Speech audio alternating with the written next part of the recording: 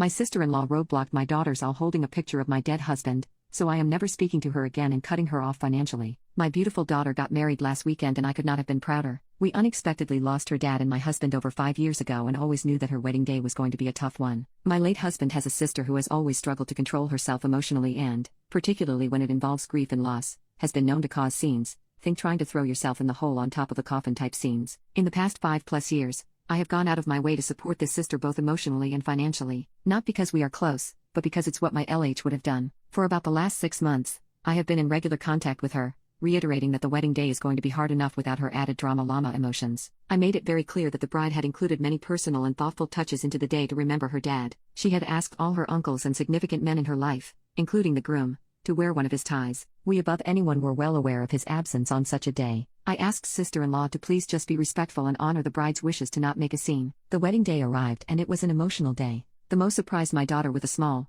tasteful medallion with LH's picture on it, which we tied to her bouquet with many tears. We had lots of talk about how proud he would be, how much he'd looked forward to seeing his baby grow up and happy, and how he would be with us even if we couldn't see him. As my baby and I stood at the end of the aisle before I walked her down, she took my hand and said, "We will not cry. Daddy would want us to be happy." And so began our procession down the aisle towards her beautiful groom. Halfway down the aisle, we were confronted with a roadblock. My sister-in-law had reached out into the aisle holding a large framed photo montage, pictures of my LH including his funeral booklet. It threw us both completely and I was livid. Luckily my love for my daughter and LH was stronger than my anger, and we sidestepped and continued on as planned. I have since been told many people didn't even realize there was a problem. After the ceremony, sister-in-law came up to talk to me. I discreetly but firmly told her she was way out of line and I was disgusted by her stunt. I spent the rest of the evening actively avoiding her and enjoying the moment despite this. She approached me again at the end of the night and I again told her in no uncertain terms what I thought of her pick-me actions. With a few champagnes under my belt, I was definitely less measured than in my earlier interaction. She did apologize and said it was an accident, but I'm not sure you can accidentally bring a whole photo montage to a wedding and then accidentally block the aisle with it just as the bride is approaching. I ended it by saying I had clearly and repeatedly explained my expectations and she had deliberately ignored those for her own wants. So here's where I may be the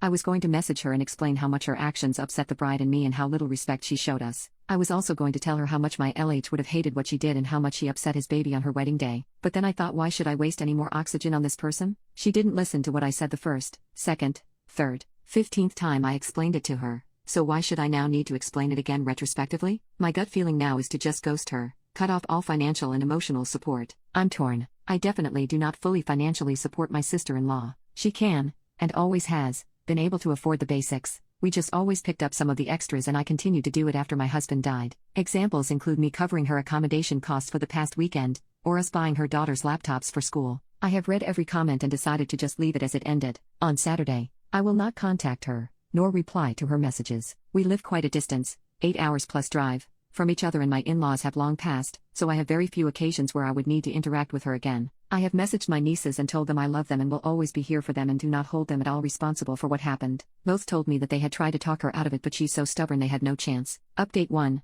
So, it's been a week since I sent my message and she still hasn't seen it. It appears she has blocked me. I guess the trash took itself out. Still nothing from either of my nieces too. My daughter is still on her honeymoon so I will talk to her when she's home. It is completely up to her if she continues a relationship with her aunt or not. I have known this woman for 30+ years and know her well enough to believe that she will eventually read my message out of curiosity, if nothing else. If I ever get a response I will update, but for the moment this is my last update on the situation. Even though she hasn't read what I wrote, I still have peace knowing I said my piece and didn't let her actions pass without being called out.